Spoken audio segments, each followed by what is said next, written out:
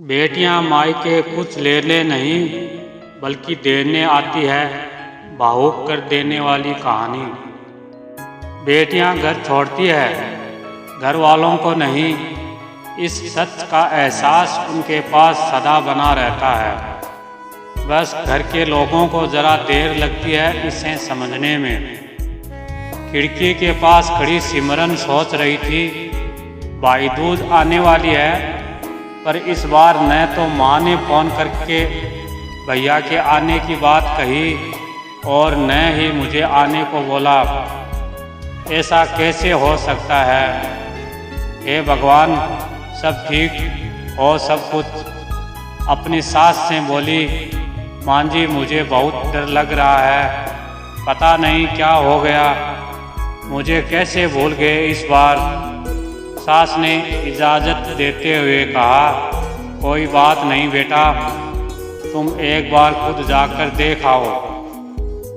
सास की आज्ञा मिलने भर की देर थी कि सिमरन अपने पति के साथ मायके आ पहुंची, परंतु इस बार घर के अंदर कदम रखते ही उसे सब कुछ बदला सा महसूस हुआ। पहले जहां उसे देखते ही माँ पिताजी के चेहरे खुशी से खिल उठते थे, इस बार उन पर परेशानी की झलक साफ दिखाई दे रही थी।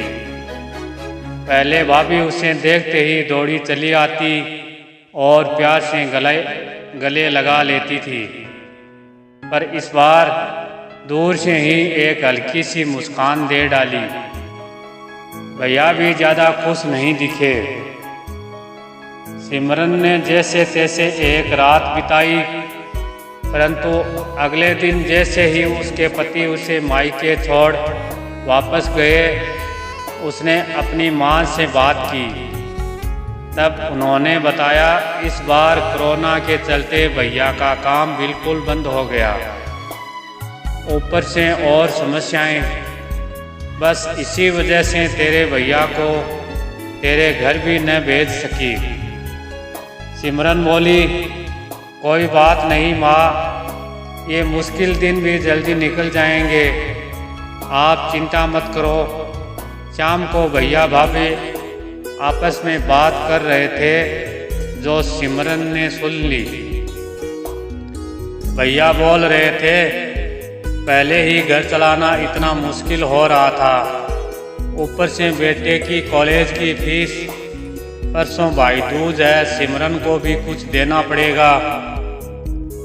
भाभी बोली, कोई बात नहीं, आप चिंता न करें, ये मेरी चूड़ियाँ बहुत पुरानी हो गई है, इन्हें बेचकर जो पैसे आएंगे उससे सिमरन दीदी को त्योहार भी दे देंगे और कॉलेज की फीस भी भर देंगे। सिमरन को यह सब सुनकर बहुत बुरा लगा। भैया भाभी ये क्या बातें कर रहे हैं? क्या मैं यहाँ उनको तंग करके कुछ लेने के लिए आती हूँ? वह अपने कमरे में आ गई। तभी उसे याद आया कि शादी से कुछ समय पहले जब वह नौकरी करती थी, तो उसने बड़े शौक से अपनी पहली तनख्वाह लाकर पापा को दी थी। तब पापा ने कहा था, ये पैसे अपने पास ही रख ले बेटा, मुश्किल वक्त में काम आएंगे। इसके बाद वह हर महीने अपनी सारी तनख्वाह बैंक में जमा करवाती रही। शादी के बाद जब भी मायके आई तो माँ ने उसे पैसे निकलवाने को कहा, पर सिमरन हर बार कह देती कि अभी मुझे ज़रूरत नहीं, पर आज उन पैसों की उसके परिवार को ज़रूरत है। वह अगले दिन ही सुबह भतीजे को साथ लेकर बैंक गई और सारे पैसे निकलवाकर पहले भतीजे की कॉलेज की फीस जमा की और फिर घर का ज़रूरी सामान खरीदकर घर वापस आ गई। अगले दिन जब भैया का टिक्का गया तो भैया ने बड़ी आंखों से उसके हाथ 100 का नोट रखा।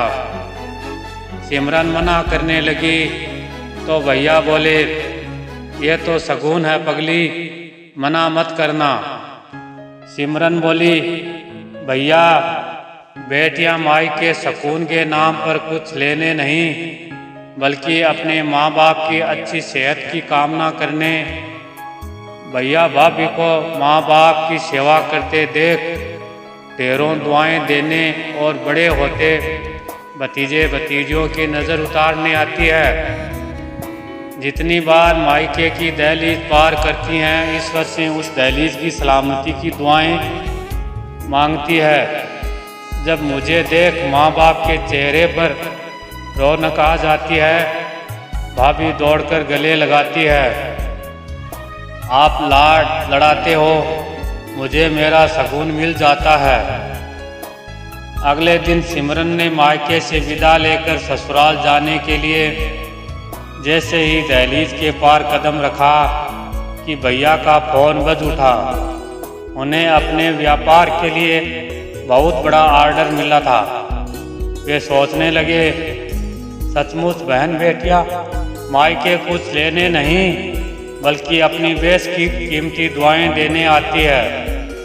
जब वे घर की दहलीज पार कर अंदर आती है तो बरकत भी अपने आप भीतर चली आती है। हर बहन बेटी के दिल की तमन्ना होती है कि उसका मायका हमेशा खुशहाल रहे और तरक्की करे। मायके की खुशहाली देख उसके अंदर एक अलग ही ताकत भर जाती है, जिससे उसके अपने जीवन में पेश आने वाली मुश्किलों का वो डटकर सामना कर पाती है। भैया की आंखों से खुशी के आंसू बहने लगे। धन्यवाद दोस्तों, ये भावुक कर देने वाली कहानी आपको कैसी लगी कमेंट में ज़रूर बताना। वीडियो को लाइक करना और चैनल को ज़रूर सब्सक्राइब कर लेना।